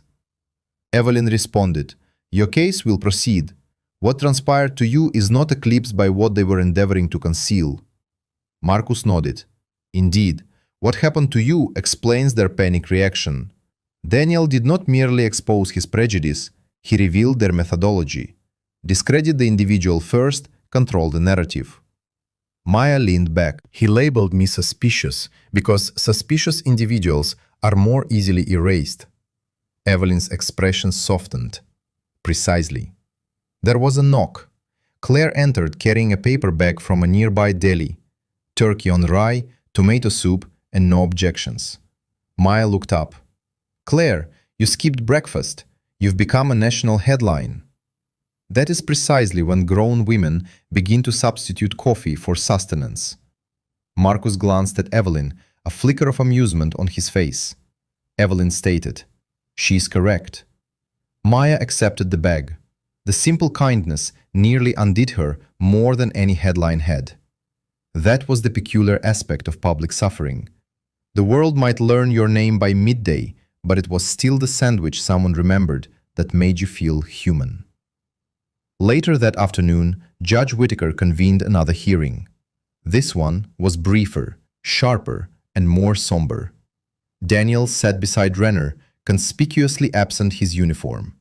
The lack of it altered his appearance. In a dark suit, he resembled any other man who had mistaken authority for character. Victor Hale appeared with his counsel, but remained silent. Evelyn rose first. "Your Honor, in light of the recording, altered records, witness statements, and the federal inquiry, the plaintiff requests expanded discovery and protective orders for witnesses Andrew Lee and Grace Hollis." Judge Whittaker granted both. Renner stood. "Your Honor, Officer Mercer reserves all rights." "He may reserve them," the judge stated. "He may not rewrite yesterday." Sterling Crown's counsel rose next. "The dealership intends to cooperate fully." Judge Whittaker regarded him for one prolonged second.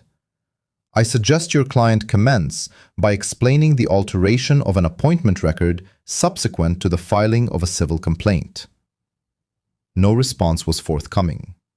Evelyn stood. "Your Honor, given the public statements made by Officer Mercer and Sterling Crown, Miss Williams requests that the court permit limited clarification regarding her purpose at the dealership." The judge studied her. "You refer to her official capacity?" Renner turned sharply. A murmur swept through the room. Judge Whittaker looked at Maya. "Miss Williams, are you prepared for that information to become public?" Maya stood. Her side still ached, but she rose without hesitation. "Yes, Your Honor. I did not wish for my title to become the reason for my credibility, but I will not permit it to be concealed if they continue to utilize my official duties as a basis for their accusations." The judge nodded. The court will unseal the limited portion necessary to establish context." Renner whispered to Daniel, but Daniel was already staring at Maya. Maslub, he appeared less angry than frightened. The clerk read the clarification into the record. "Miss Maya Williams was present at Sterling Crown Motor Gallery in connection with her official duties as a United States diplomatic ambassador, arranging secure transportation for an international delegation." The words seemed to alter the atmospheric pressure in court. Daniel's face went blank. Victor Hale closed his eyes. Reporters in the back row began writing so rapidly that their pens produced an audible scratching sound. Judge Whittaker surveyed court. "This information does not render Miss Williams more deserving of dignity than any other individual.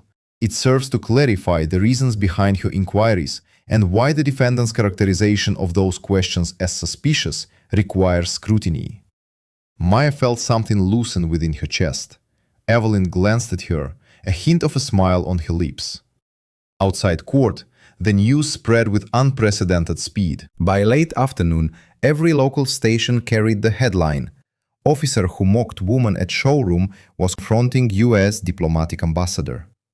But Maya disliked that framing the moment she encountered it. "They still do not grasp the essence," she confided to Evelyn. "They will after your statement." Maya did not desire a press conference, but Evelyn was correct. If she remained silent, others would define the significance of her title. Thus, at 6 o'clock, outside the courthouse, Maya stood before the microphones, clad in a navy coat. Her bandage was gone, but the faint scar near her temple remained visible. She spoke without notes. "What transpired at Sterling Crown is significant not because I am an ambassador," she stated. "It is significant because Officer Mercer and that showroom believed I was nobody. They believed a black woman in a simple coat could be insulted, touched, injured, bribed, written over, and forgotten. The cameras remained motionless. My title explains my presence there. It does not explain why I merited respect. I merited that before anyone knew my name, my profession, or my status. She paused, looking directly into the lenses. You should not need to ascertain someone's title before remembering they are a human being. She stepped away. No applause, no performance.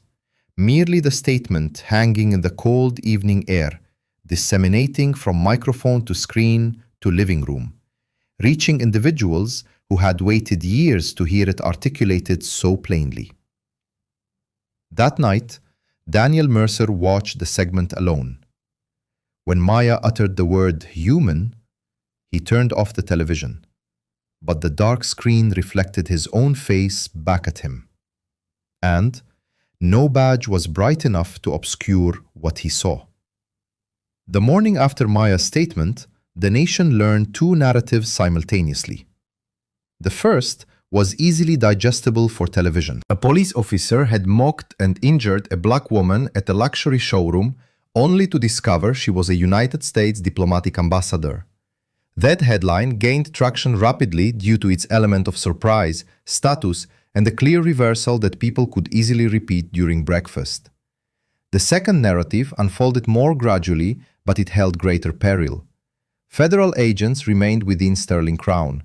By 8:30, Marcus Reed's team had sealed the records office, copied the dealership servers, and tagged 3 vehicles in the rear storage facility. One was a black Range Rover listed in Sterling Crown's internal system as a private acquisition from Virginia. Federal records indicated it had been seized during a money laundering investigation and never released for sale. Another, a white Mercedes, appeared in dealership paperwork as an estate transfer. Its VIN matched a vehicle that should have remained secured in evidence storage. Grace Holly stood beside the metal filing cabinet while an agent photographed folders. Her face was pale, but she did not flinch. Marcus inquired, "Did Victor ever explain why these files were segregated?" Grace nodded. "He mentioned that certain clients preferred discretion." "What sort of clients?" "The kind who paid in cash, utilized holding companies, or dispatched assistants rather than appearing in person." "Did Daniel Mercer bring prospective buyers?" "Occasionally, not during business hours. He typically contacted us beforehand. Victor would open the rear entrance."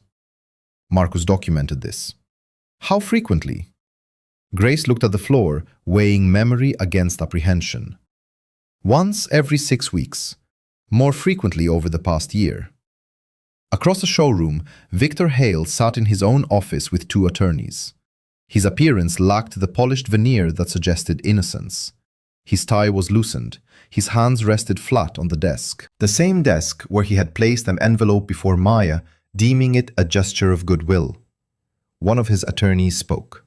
"Victor, if those VINs correlate with federal evidence records, we need to ascertain precisely what Daniel informed you and when." Victor looked through the glass wall at agents carrying boxes. Daniel stated they were cleared. Cleared by whom? Victor offered no reply. The attorney's voice hardened. "Victor, cleared by whom?" Victor closed his eyes. He mentioned he had an associate in property management.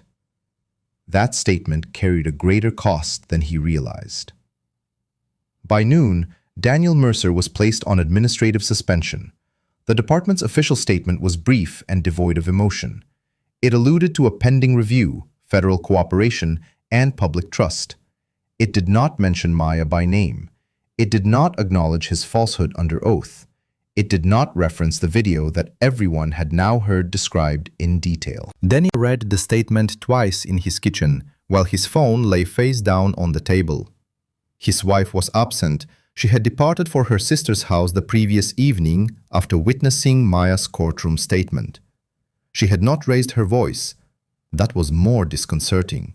She had simply stood in the living room, her coat still on, and said, "Daniel, I am uncertain which aspect of you I have been defending all these years. The House was now silent. The union representative called first. Daniel ignored it. Renner called next. Daniel answered, "Do not visit Sterling Crown." Renner responded, "I had no intention of doing so. Do not contact Victor." Understood. Do not contact anyone from property management. Daniel froze. Renner heard the silence. Daniel, I instructed, I heard you. No. I require you to comprehend my directive. If you make even one call that suggests witness tampering, obstruction will become the easiest charge to prove. Daniel looked towards the dark television screen. They are portraying me as some kind of criminal. Renner's voice was weary. Cease behaving like someone who believes telephones offer privacy. Daniel terminated the call without responding. In Evelyn's office, Maya observed none of the media coverage. She sat with Evelyn and Marcus Reed, discussing what could be disclosed in the civil case and what now fell under federal investigators' purview. Marcus placed a folder on the desk. We have sufficient grounds to pursue warrants for Daniel's communications with Victor and at least one evidence technician. I cannot divulge all details, but the pattern is evident. Maya looked at the folder, at him. And my case? Evelyn responded, Your case will proceed. What transpired to you is not eclipsed by what they were endeavoring to conceal.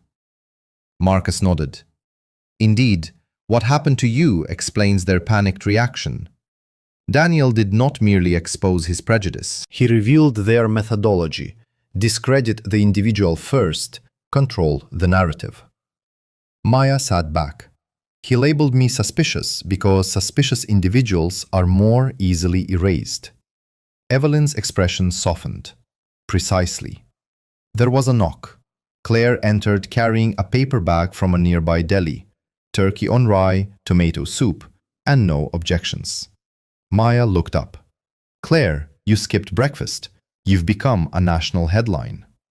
That is precisely when grown women begin to substitute coffee for sustenance. Marcus glanced at Evelyn, a flicker of amusement on his face.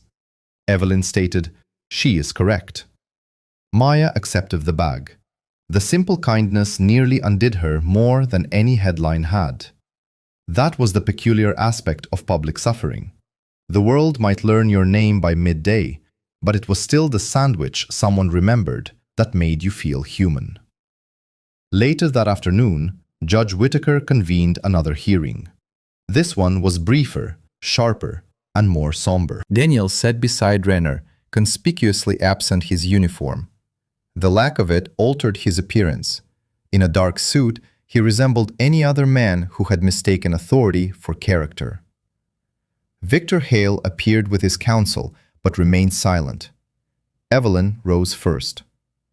Your Honor, in light of the recording, altered records, witness statements, and the federal inquiry, the plaintiff requests expanded discovery and protective orders for witnesses Andrew Lee and Grace Hollis. Judge Whitaker granted both. Renner stood. Your Honor, Officer Mercer reserves all rights. He may reserve them, the judge stated. He may not rewrite yesterday. Sterling Crown's counsel rose next. The dealership intends to cooperate fully. Judge Whitaker regarded him for one prolonged second. I suggest your client commence by explaining the alteration of an appointment record subsequent to the filing of a civil complaint. No response was forthcoming. Evelyn stood. Your Honor, given the public statements made by Officer Mercer and Sterling Crown, Miss Williams requests that the court permit limited clarification regarding her purpose at the dealership. The judge studied her. You refer to her official capacity? Renner turned sharply. A murmur swept through the room. Judge Whitaker looked at Maya. Miss Williams, are you prepared for that information to become public? Maya stood. Her side still ached, but she rose without hesitation. Yes, Your Honor. I did not wish for my title to become the reason for my credibility, but I will not permit to be concealed if they continue to utilize my official duties as a basis for their accusations." The judge nodded. "Huh. The court will unseal the limited portion necessary to establish context." Renner whispered to Daniel, but Daniel was already staring at Maya. Minna, he appeared less angry than frightened.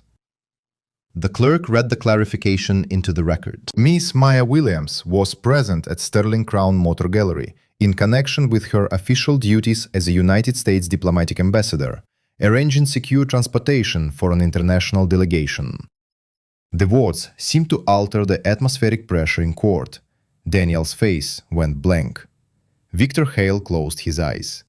Reporters in the back row began writing so rapidly that their pens produced an audible scratching sound. Judge Whittaker surveyed court. "This information does not render Miss Williams more deserving of dignity than any other individual. It serves to clarify the reasons behind her inquiries and why the defendant's characterization of those questions as suspicious requires scrutiny." Maya felt something loosen within her chest. Evelyn glanced at her, a hint of a smile on her lips. Outside court, the news spread with unprecedented speed. By late afternoon, every local station carried the headline, "Officer who mocked woman at showroom was confronting U.S. diplomatic ambassador." But Maya disliked that framing the moment she encountered it. "They still do not grasp the essence," she confided to Evelyn. "They will after your statement."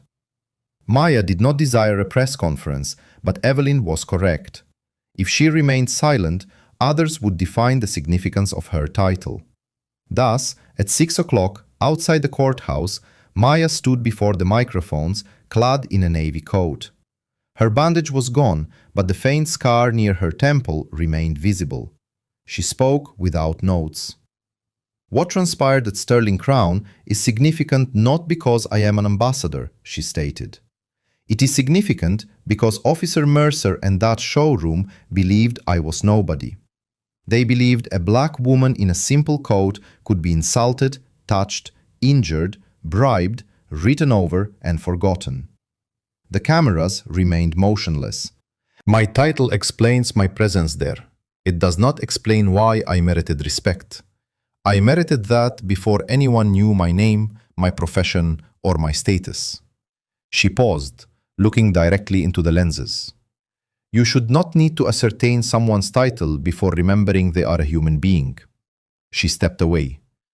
No applause, no performance, merely the statement hanging in the cold evening air, disseminating from microphone to screen to living room, reaching individuals who had waited years to hear it articulated so plainly. That night, Daniel Mercer watched the segment alone. When Maya uttered the word human, he turned off the television, but the dark screen reflected his own face back at him. And Tahad, no badge was bright enough to obscure what he saw. The morning after Maya's statement, the nation learned two narratives simultaneously. The first was easily digestible for television. A police officer had mocked and injured a black woman at a luxury showroom, only to discover she was a United States diplomatic ambassador. That headline gained traction rapidly due to its element of surprise, status, and a clear reversal that people could easily repeat during breakfast. The second narrative unfolded more gradually, but it held greater peril. Federal agents remained within Sterling Crown. By 8:30, Marcus Reed's team had sealed the records office, copied the dealership servers, and tagged 3 vehicles in the rear storage facility. One was a black Range Rover listed in Sterling Crown's internal system as a private acquisition from Virginia. Federal records indicated it had been seized during a money laundering investigation and never released for sale. Another, a white Mercedes, appeared in dealership paperwork as an estate transfer. Its VIN matched the vehicle that should have remained secured in evidence storage. Grace Hollis stood beside a metal filing cabinet while an agent photographed folders. Her face was pale, but she did not flinch. Marcus inquired, "Did Victor ever explain why these files were segregated?" Grace nodded. He mentioned that certain clients preferred discretion. What sort of clients? The kind who paid in cash, utilized holding companies, or dispatched assistants rather than appearing in person. Did Daniel Mercer bring prospective buyers? Occasionally, not during business hours. He typically contacted us beforehand. Victor would open the rear entrance. Marcus documented this. How frequently? Grace looked at the floor, weighing memory against apprehension. Once every 6 weeks, more frequently over the past year. Across Showroom, Victor Hale sat in his own office with 2 attorneys. His appearance lacked the polished veneer that suggested innocence. His tie was askew. His hands rested flat on the desk. The same desk where he had placed an envelope before Maya, labeling it as a gesture of goodwill. One of his attorneys spoke. Victor, if those VINs correspond to federal evidence records, we must know precisely what Daniel informed you and when. Victor looked through the glass wall at agents carrying boxes. Daniel stated they were cleared. Cleared by whom? Victor offered no reply. The attorney's voice hardened. Victor, cleared by whom? Victor closed his eyes. He mentioned he had an associate in property management. That statement carried a greater cost than he realized. By noon, Daniel Mercer was placed on administrative suspension. The department's official statement was brief and devoid of emotion. It alluded to a pending review, federal cooperation, and public trust.